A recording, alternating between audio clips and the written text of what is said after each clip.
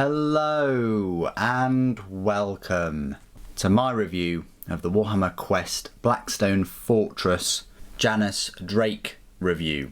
Currently in December 2018, this is the only way to get this rogue trader, Janus Draik, is in the Blackstone Fortress box game, which will cost you £95 but includes 44 push to fit Citadel miniatures, and they all have rules in Warhammer 40K, which is excellent for me. If they didn't have that, I probably wouldn't buy it. They're really cool models, and I wanted them in my collection. I've always said I'm a big fan of, I say the little guys, I say all the other kind of humanoid-ish races and everything in between. They've always fascinated me more than genetically engineered super soldiers in power armor. I like the lore, I like the backstory, I love the science fiction universe of Warhammer 40,000. If we get more of all of that fluff in miniature form, I'm a huge fan. I'd love more scenery in that respect as well, specifically Xenos scenery. Anyway, if you don't know what Blackstone Fortress is, it's a board game with 44 push to fit miniatures in for 1 to 5 players, and it's set in a vast and ancient space station. Because they're push to fit, you don't necessarily need to glue them, but I have anyway. I just find that they go together a bit better, and you can get rid of the gaps if you do it that way. So this is Janus Draik. He went together very well. You've got to be super careful of this rapier kind of sword. I don't have Gregor Eisenhorn on me. Would have been cool to have him just to give you a bit of a comparison. Likewise, I haven't built the Kill Team miniatures either, which I should actually go away and do that straight away after this video. But nonetheless, very straightforward, easy model to build. He just consists of about 4 parts or so, just push to fit, and then he's ready for combat. Really like the detail on here. He's got some kind of like lizard dragon creature as his cloak. I'm not sure whether it's warm or maybe it's just for show. It's probably just for show. Taking a puff on his vape stick or death stick or spliff, whatever. He's got his stiff upper lip and a lovely bicycle handlebar moustache going on, and slick back hair.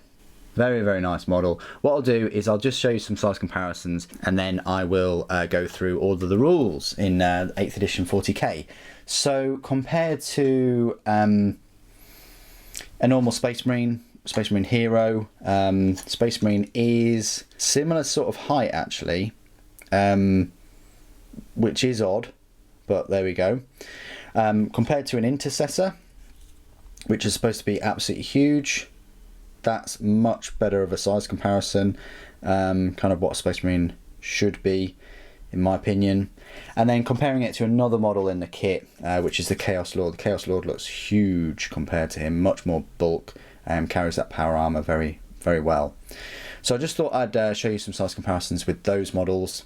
Now what I'll do is go through all of the rules for him. So you actually get a nice 16-page data sheet book specifically for 40k in with the game, which is awesome. The points values, they have power points costs and points values in there.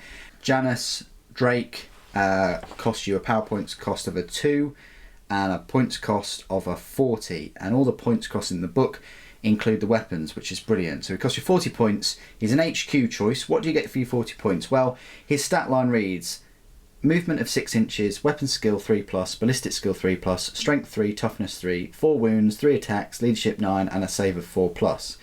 He's a single model armed with a monomolecular rapier, an heirloom pistol, and Archaeotech grenades. Only one of this model can be included in your army. So what do these things do? Well, the heirloom pistol is a ranged 12-inch, pistol 1, strength 4, but it's AP -2 and it's damage 2, and it wounds on a 4+. That's pretty good for an AP -2 pistol to wound on a 4+, unless it is targeting a vehicle or Titanic unit, in which case it wounds on a 6+. Still pretty good for a pistol to wound a Titan, a Warlord Titan on a 6. Pretty good. Monomolecular rapier. It's a melee weapon, strength of user, unfortunately that's only a 3. Its AP is -4 and damage 1. Still good that it's AP -4 though. The Archaeotech Grenade is range 6 inch, grenade D3, but it's strength 6, AP -1 and damage D3. You can only use this weapon once per battle. That's the downside of it being damage 3 and a strength of 6. Abilities. Warrant of Trade. Janus Draik can embark onto any Imperium transport, even though the transport in question might normally only permit models with other faction keywords to do so. All other restrictions apply normally. Yes, finally! I can put him in my repulsor tank. Multispectral Auspicator. Reroll hit rolls of 1 made for attacks by Janus Draik. That's quite good considering his weapon skill is 3+. Disruption Field Generator. Janus Draik has a 4+ invulnerable save. That's not too bad. Concealed Archaeotech Weapon.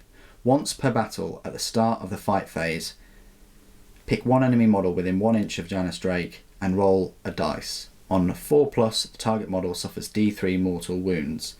That's pretty good. Enemy model within 1 inch. Could that be a Titan? Could it inflict D3 mortal wounds? Who knows? It would still classify as an enemy model, let's face it. The keywords Imperium, Astra Cartographica, Character, Infantry, Rogue Trader and Janus Draik. So there you go. That is the Rogue Trader Janus Draik. I think he's a lovely little model. I like the fact that he's got his rapier and his heirloom pistol, seems pretty good. You're not going to defeat a whole army with this guy in close combat, but he's got some nice little abilities such as embarking on any Imperial transport and rerolling the hit rolls of a 1. I would have liked some other abilities in terms of who he's with and if they can all go on an Imperial transport, or maybe he gets some extra command points, or reduces the cost of units, or he can call in reserve, or some. I would have liked something extra, put it that way. Like he can just call in a favour and then, you know, be sent down a Nemesis Warbringer Titan, for instance. I think that would be quite game changing. Anyway, that is my review of Janus Draik from the Blackstone Fortress box set. Hope you've enjoyed it. There's going to be a lot more videos on all of the Explorers individually and on all of the Chaos units too. I'm particularly looking forward to the review of the Renegade Imperial Guardsmen. They look really cool models. Can't wait to give you that one. Thank you for joining me today. Thank you for watching. The Emperor Protects.